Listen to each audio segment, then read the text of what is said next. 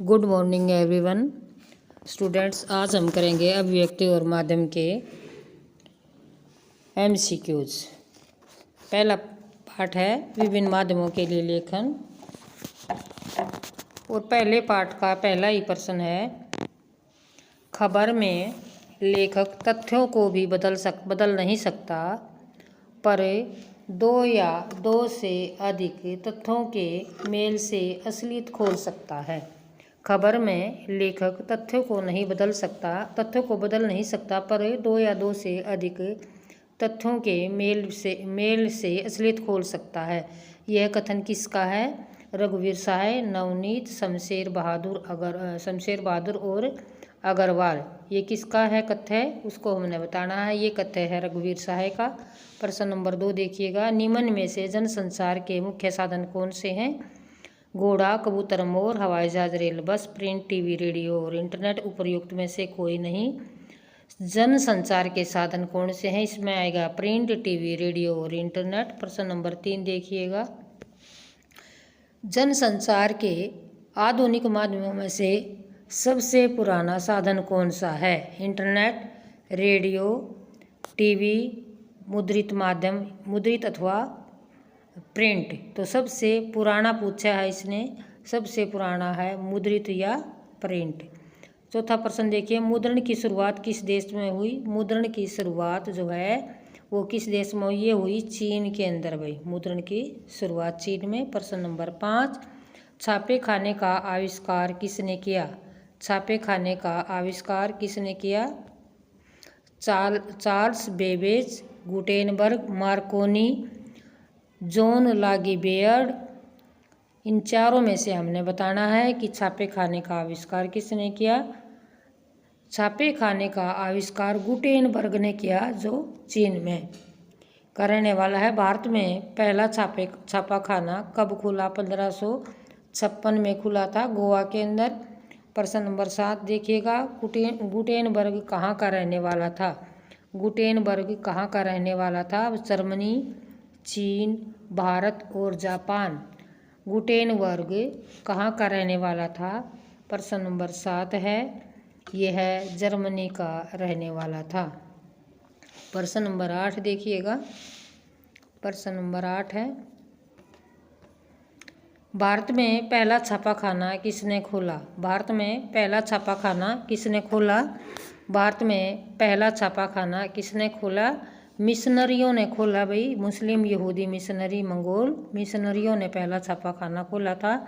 और भारत में पहला छापाखाना कब खोला गया? भारत में पहला छापाखाना जो है वह गोवा में खोला गया। भारत में पहला छापाखाना गोवा के अंदर खोला गया। प्रश्न नंबर 10 देखिएगा, मुद्रित माध्यमों में आता है क्या क्या? अखबार, पत्रिकाएं और पुस्तकें, TV, internet, radio, tape recorder. उपर्युक्त सभी। प्रश्न नंबर 10, अखबार, पत्रिकाएं और पुस्तकें, इसका जो है सही ऑप्शन रहेगा। मुद्रित माध्यम किसके काम का नहीं है? निरक्षर, गरीब और साक्षर अमीर। ये निरक्षर के काम का नहीं है, क्योंकि वह पढ़ लिख नहीं सकता है। प्रश्न नंबर 12, समाचार किस शैली में लिखा जाता है? समाचार किस शैली में लिखा जाता है? समाचार उल्टा पिरामिड शैली में लिखा जाता है। फिर है, उल्टा पिरामिड शैली को कितने भागों में बांटा जाता है? उल्टा पिरामिड शैली को 3 भागों में बांटा जाता है। 14वां प्रश्न देखिएगा, उत्तर प्रदेश के उन्नाव जिले में एक सड़क दुर्घटना में आज 20 लोगों की मौत हो गई। मृतकों में 5 महिलाएं और 3 बच्चे थे। उल्टा पिरामिड शैली के अनुसार यह समाचार किस भाग में लिखा जाना चाहिए? उल्टा पिरामिड शैली के अनुसार यह समाचार इंट्रो में लिखा जाना चाहिए। प्रश्न नंबर 15 देखिएगा, रेडियो प्रसारण के लिए तैयार की जा रही समाचार कॉपी के लिए किस बात का ध्यान रखना चाहिए? रेडियो समाचार के लिए तैयार की जा रही समाचार कॉपी के लिए किस बात का ध्यान रखना चाहिए? कॉपी के दोनों ओर पर्याप्त मात्रा में हाशिया छोड़ा हो, एक पंक्ति में अधिकतम 12 से 13 शब्द हों, कॉपी कंप्यूटर पर ट्रिपल स्पेस में टाइप होनी चाहिए और उपर्युक्त सभी। इसका मार्क करेंगे हम उपर्युक्त सभी। प्रश्न नंबर 16, इंटरनेट पत्रकारिता को कहा जाता है ऑनलाइन पत्रकारिता, साइबर पत्रकारिता, वेब पत्रकारिता और उपर्युक्त सभी। इंटरनेट पत्रकारिता को उपर्युक्त सभी में इसको हम मार्क करेंगे। इससे अगला प्रश्न देखिएगा, प्रश्न नंबर 17। प्रश्न नंबर 17, इस समय विश्व स्तर पर इंटरनेट पत्रकारिता का कौन सा दौर चल रहा है? इस समय विश्व स्तर पर इंटरनेट पत्रकारिता का कौन सा दौर चल रहा है? प्रश्न नंबर 17, पहला, दूसरा, तीसरा और चौथा। पहला, दूसरा, तीसरा और चौथा। तो यहाँ पर अब इस समय पत्रकारिता का तीसरा दौर चल रहा है, तीसरा दौर चल रहा है। उसके बाद प्रश्न नंबर 18, विश्व इंटरनेट पत्रकारिता का पहला दौर कब से कब तक है? विश्व इंटरनेट पत्रकारिता का पहला दौर कब से कब है? 1982 से 1992 तक। 1982 से 1992 तक इंटरनेट पत्रकारिता का पहला दौर है। इंटरनेट पत्रकारिता का पहला दौर है। उसके बाद है प्रश्न नंबर 19, भारत में इंटरनेट पत्रकारिता का दूसरा दौर कब से कब तक माना जाता है? भारत में इंटरनेट पत्रकारिता का दूसरा दौर कब से कब तक माना जाता है? यह जो है 2003 से इसका दूसरा दौर माना जा रहा है। प्रश्न नंबर 20 देखिएगा, प्रश्न नंबर 20 देखिएगा, निम्न में से कौन सा अखबार प्रिंट रूप में ना होकर निम्न में से कौन सा अखबार प्रिंट रूप में ना होकर इंटरनेट पर है? नवभारत टाइम्स, भास्कर, प्रभात खबर और प्रभात साक्षी। ये 4 दिए गए हैं। इनमें से इंटरनेट पर कौन सा है जो प्रिंट होकर छपता नहीं है? प्रभात साक्षी जो है ये इंटरनेट पर है, ये छपता नहीं है। उससे आगे प्रश्न नंबर 21 देखिएगा, प्रश्न नंबर 21 देखिएगा, इंटरनेट पत्रकारिता आजकल बहुत लोकप्रिय है क्योंकि इसमें दृश्य एवं प्रिंट दोनों माध्यमों का लाभ मिलता है। इसमें खबर बहुत तीव्र और गति से पहुंच जाती है। इसमें न केवल संप्रेषण, पुष्टि और सत्यापन होता है बल्कि खबरों का बैकग्राउंड तैयार करने में तत्काल सहायता मिलती है। इसका जो है उपर्युक्त सभी जो है इसका आंसर रहेगा। उपर्युक्त सभी जो है इसका आंसर रहेगा। इससे अगला देखिएगा,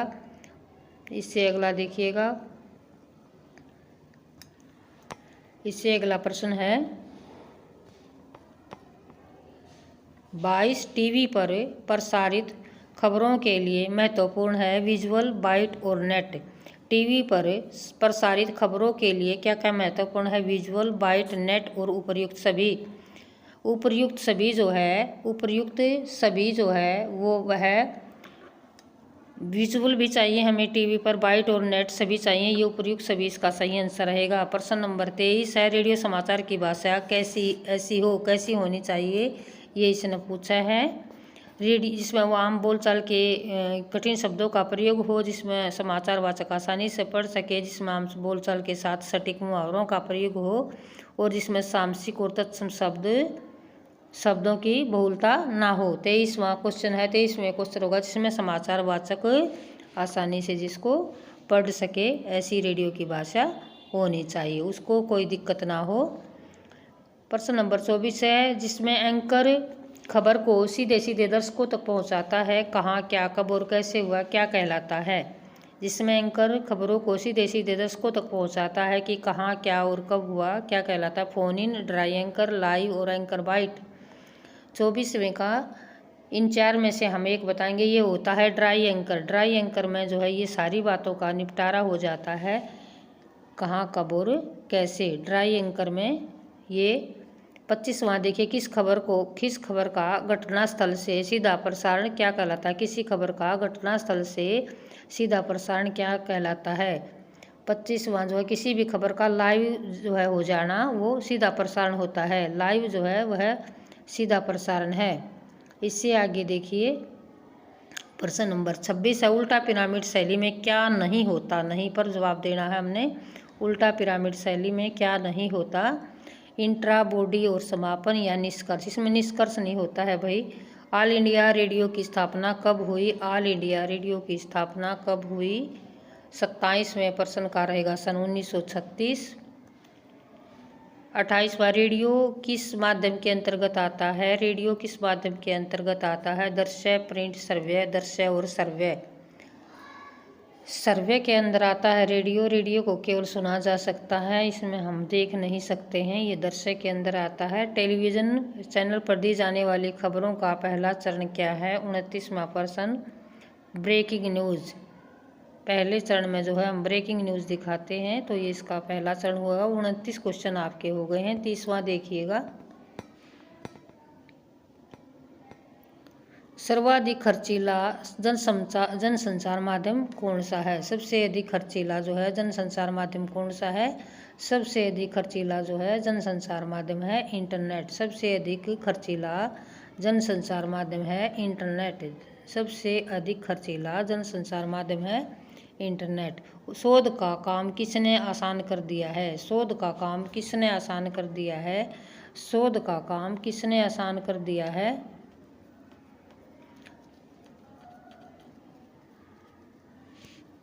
शोध का काम किसने आसान कर दिया है? ये प्रश्न बताएंगे। प्रश्न नंबर 31, ये इंटरनेट ने आसान कर दिया है। भाई पिरामिड शैली के कितने भाग हैं? 3 भाग हैं पिरामिड शैली के। जनसंचार के माध्यमों जनसंचार के किन्हीं 2 कार्यों का उल्लेख कीजिएगा। जनसंचार के किन्हीं 2 कार्यों का उल्लेख कीजिएगा।